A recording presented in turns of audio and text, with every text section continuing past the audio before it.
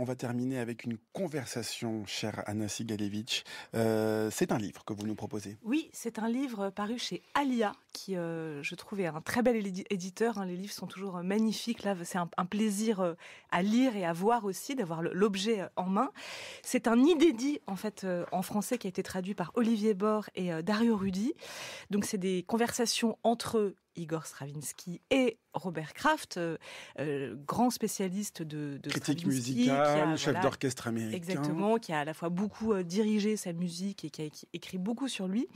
Et alors, c'est vraiment comme une plongée. On a l'impression d'être avec eux, de plonger dans une époque. On sent qu'ils se connaissent très bien, qu'ils sont très amis, et donc la conversation est complètement sans filtre entre eux. C'est découpé en 4 parties. D'abord, il y a la partie sur l'art de composer.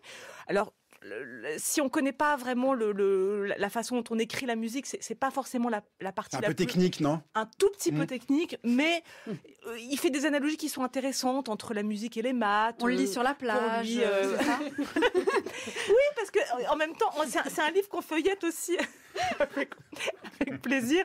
Oui, non, si, non. Ne perdez pas le fil, là. Je perds pas le fil. Il y a par exemple toute une partie sur les musiciens et les autres, où il parle de cette époque, évidemment. Donc il y a les ballets russes, il y a Diaghilev, avec qui il a fait beaucoup de choses, il y a la création du Sacre du Printemps, il y a les compositeurs de son temps et les compositeurs après qui il est arrivé. Là, c'est amusant parce que c'est un personnage haut en couleur, Stravinsky, donc il mâche pas ses mots. Par exemple, il tacle Richard Strauss de façon très très violente. Il dit que vraiment le seul endroit où il le tolère, c'est au purgatoire, où l'on châtie la banalité satisfaite. Voilà, il tacle aussi Vivaldi, il fait plaisir, quoi. Mais en même temps, il dit beaucoup de bien de Debussy. Bon à savoir. À qui pour lui les jeunes musiciens, les musiciens de sa génération doivent beaucoup. Il dit beaucoup de bien plus étonnant de Schoenberg et de Webern. Il dit beaucoup de bien de Boulez, pour lui le marteau sans maître, c'est vraiment une œuvre très importante de la jeune génération. On découvre aussi son amour pour certains poètes.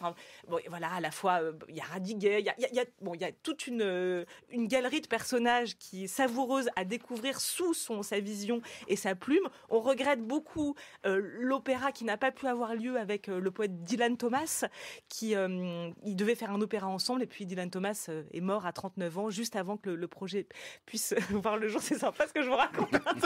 C'est bien. Moi, j'imagine vos étés, Anna. Les étés, il y a du mal de Vivaldi. Je vous le recommande.